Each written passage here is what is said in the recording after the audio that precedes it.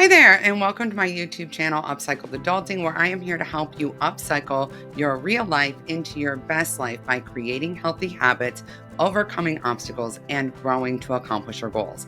My name is Cassie Feld, and I am all about helping you build that life you have been dreaming of, the one where you are contented and happy and fulfilled, the one where you wake up every morning feeling purposeful and fall asleep every single night feeling proud.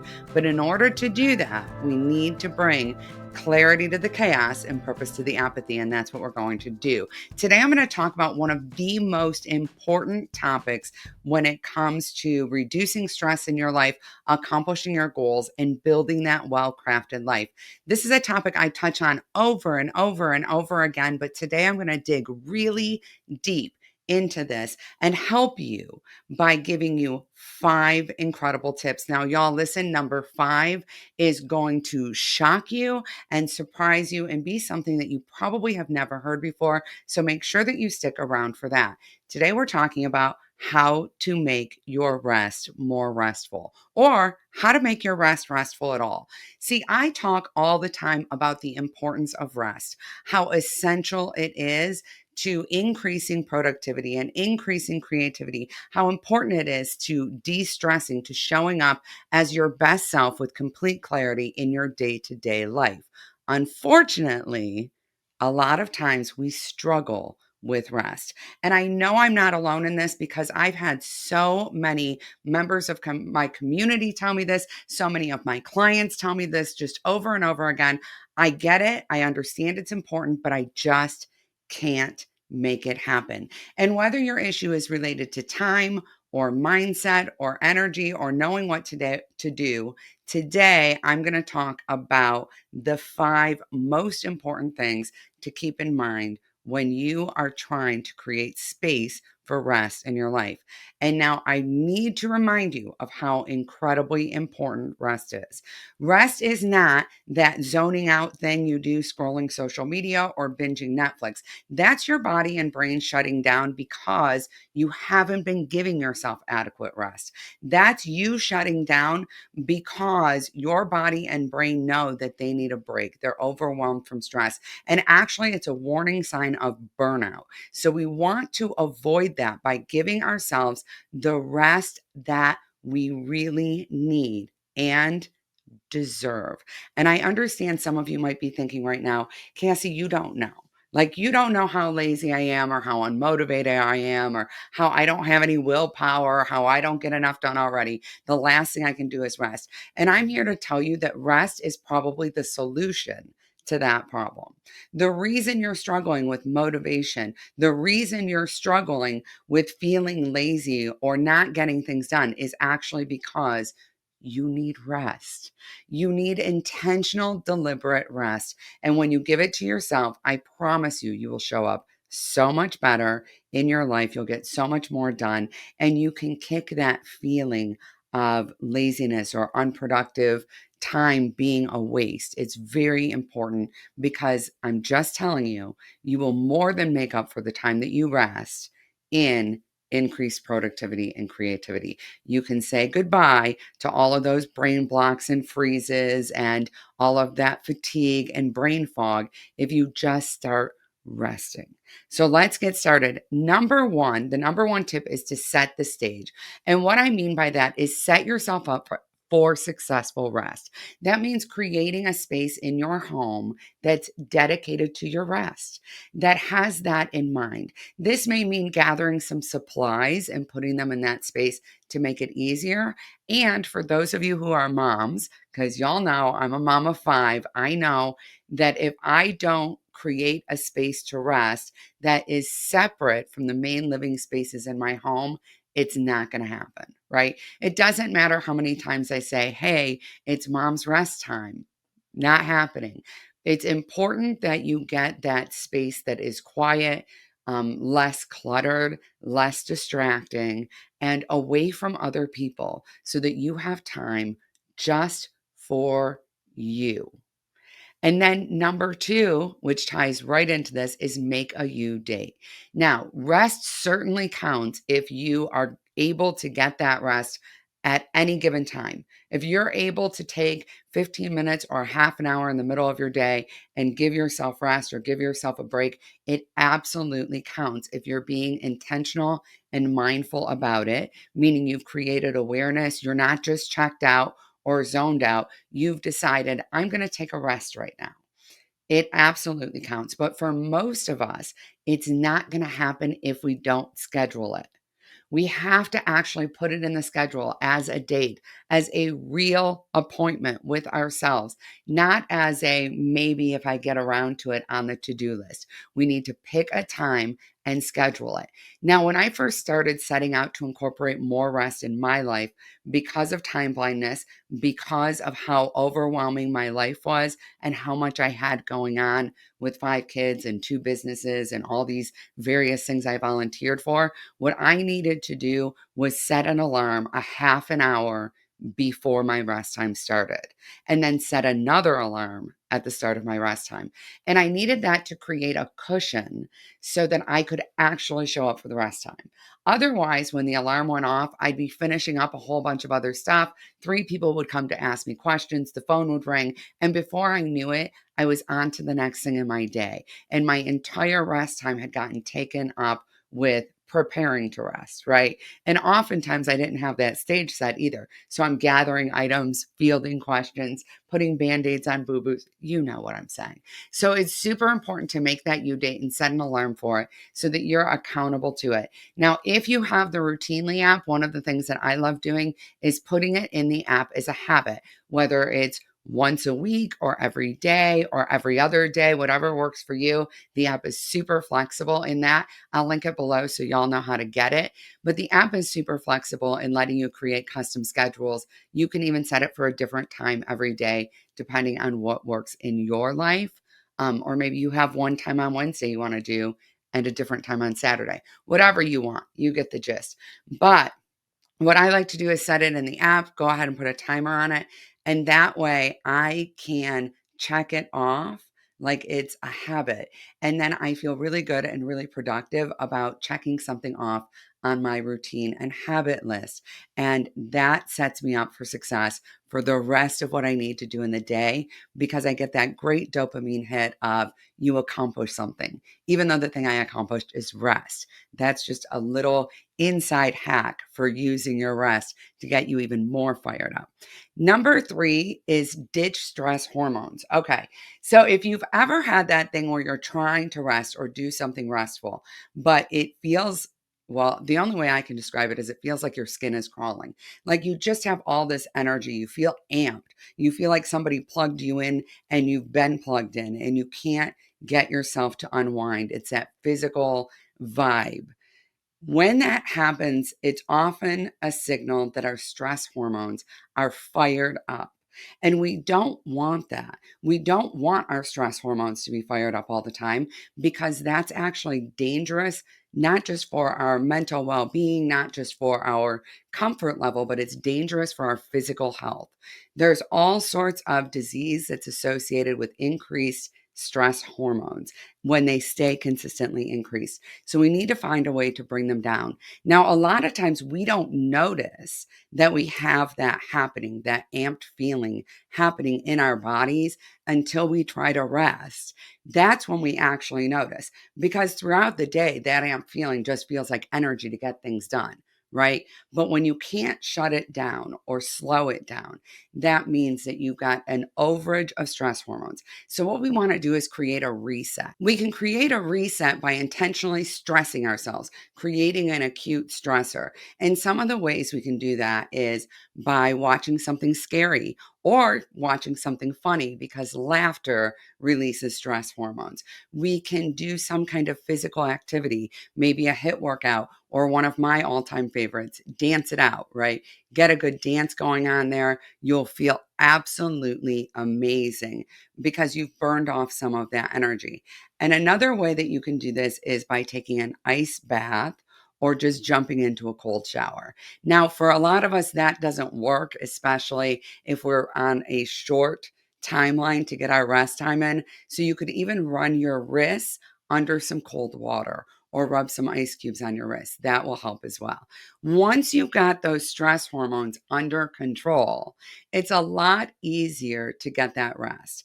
And by the way, just so we're clear, ditching the stress hormones every single day is a good idea. Getting into the practice that you do a couple of these things or one of these things every day so that you can bring those hormones back into check, even if you're not going to be resting, is really, really helpful. If you do them before bed, it'll help you to sleep better and more restfully. Although I have heard a lot of mixed reviews that the cold shower is better to do in the morning, maybe the scary movie too, so you don't have funky dreams. But what we want to do is get ourselves in balance with those stress hormones. Number 4 is to free your mind. Now, I just talked about physically the stress hormone feeling in your body. But next, I'm going to talk about the number one thing I hear from people about why they can't sleep, why they struggle to rest, why they struggle to stick to habits or accomplish their goals. This is the number one thing right here, which is invasive thoughts. It's mindset issues. It is that we've all had this. Listen, when we lay down in bed at night and you put your head on the pillow and your brain starts going, right? Oh, we need to remember to pick up this at the store tomorrow. And we should call the plumber. We should have done that today. Why didn't we get to that today? We didn't really get anything done today.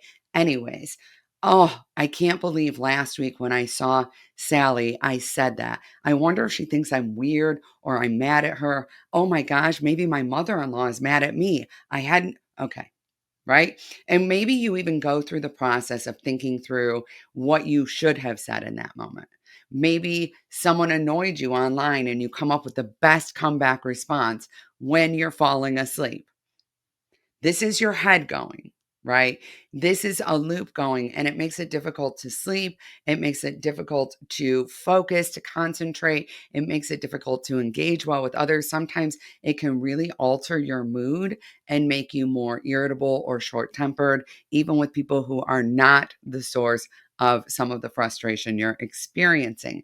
And so, one of the things I recommend doing always before bed, but definitely also before rest, is what I call a brain dump. I just get a piece of paper and write everything that's going on in my head. Once I get it out on the paper, it is there. So, one, I can look back at it, put things into my to do list if I need to. Maybe I remembered that I need to make an appointment and I jotted that down and I can just add it into my schedule. But it also helps me release some of that mental tension and strain. So I don't have to keep thinking about it. I can let those thoughts go. I know that you may be thinking, because I get told this a lot, that once you start writing, you'll write forever because your brain just goes and goes and goes and goes, right? But the reality is that just the process of writing is reassuring to your mind that you are providing an outlet. And when your brain is satisfied, oh, I have an outlet. I know that at any time I can do this and get it out there, it will stop. It will slow down.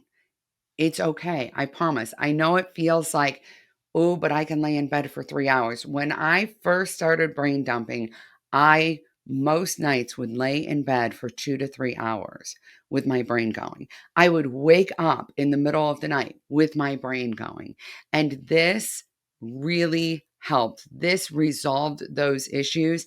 And I teach this to my clients all the time. And consistently, everyone has said that the brain dump has created huge improvements in their lives.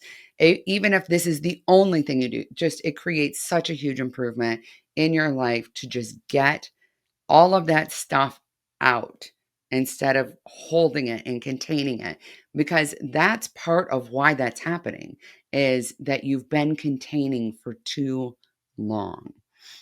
And number 5, and this one shocks people. I talk about this a lot and it really surprises people, because when we think of rest, we tend to think of things like, I should take a bath, I should read a book. Maybe you think I should watch a movie, and that is absolutely great for rest. And certain things like adult coloring books or crocheting, any kind of like hand activity. Those kinds of things can be great ways to rid yourself of stress habits like nail biting or emotional eating. But what oftentimes people don't think of is a walk can be restful. Walking your dog might be restful for you. Maybe there's a little project thing, like you love organizing things. I do. I know people who love organizing things. They love color coordinating things. They love putting things in little containers. They love doing that. And that might feel restful to you.